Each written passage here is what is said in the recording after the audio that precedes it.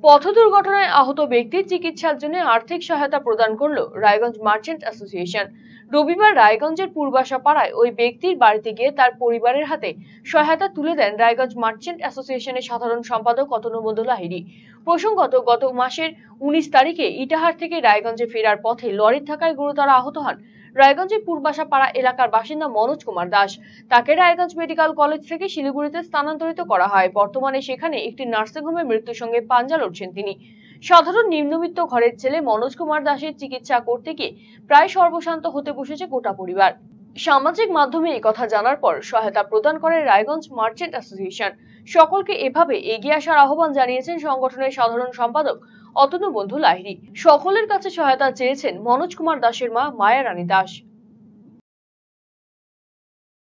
আমরা সোশ্যাল মিডিয়ায় দেখতে পেলাম যে রায়গঞ্জ পূর্বাশা পাড়ার একজন ব্যক্তি শ্রী মনোজ দাস 10 চাকার গাড়িতে পিষ্ট হয়েছে। অ্যাক্সিডেন্ট হওয়ার পরে তিনি গুরুতর জখম অবস্থায় রায়গঞ্জ মেডিকেল কলেজে ভর্তি হওয়ার পরে তাকে রেফার করে দেয় শিলিগুড়ি। এখন শিলিগুড়িতে একটি নার্সিংহোমে মৃত্যুর সঙ্গে পাঞ্জা লড়ছেন এবং তার সাধারণ পরিবারের সে ছেলে মনোজ দাস সেই চিকিৎসার খরচের টাকা জোগাড় করবার মতো সামর্থ্য নেই। এটা সোশ্যাল মিডিয়ায় দেখতে পেয়ে আমরা রায়গঞ্জ মার্চেন্টস অ্যাসোসিয়েশনের পক্ষ থেকে এই ওয়ার্ডের কোঅর্ডিনেটরের সঙ্গে যোগাযোগ করি। তার বাড়ির ঠিকানা নেই। অর্ণব মণ্ডলের সঙ্গে যোগাযোগ করার পরে বাড়ির ঠিকানা নিয়ে আজকে আমরা রায়গঞ্জ মার্চেন্টস অ্যাসোসিয়েশনের পক্ষ থেকে আজকে বিশ্ব মাতৃ দিবসে তার মা যে কান্নাকাটি করছে, যাতে কোনো মায় যাতে এই রকম অসহায় অবস্থায় না পড়ে, আমরা রায়গঞ্জ মার্চেন্টস অ্যাসোসিয়েশনের পক্ষ থেকে বিশ্ব মাতৃ দিবসে এসে আমরা ওনার হাতে কিছু আর্থিক সহযোগিতা করলাম। আমরা চাই যে আমরা রায়গঞ্জ মার্চেন্টস অ্যাসোসিয়েশন যেভাবে এই পরিবারের পাশে এসেছি, এরকম সকল সংগঠন এবং সকল শুভাকাঙ্ক্ষী ব্যক্তিগণ আন্তরিক সহযোগিতা করে এই পরিবারের পাশে যদি এখন দাঁড়ায়, তাহলে হয়তো এই পরিবার এরকম একটা বড় বিপদ মুক্ত হতে পারে।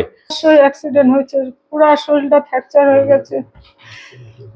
আর ওখানে কে তুলে একজন নিয়ে যায়, এক ব্যক্তি ইটার হসপিটালে ভর্তি করছিল, ওখান থেকে তারপরে রেফার করে দিয়েছে রায়গঞ্জ।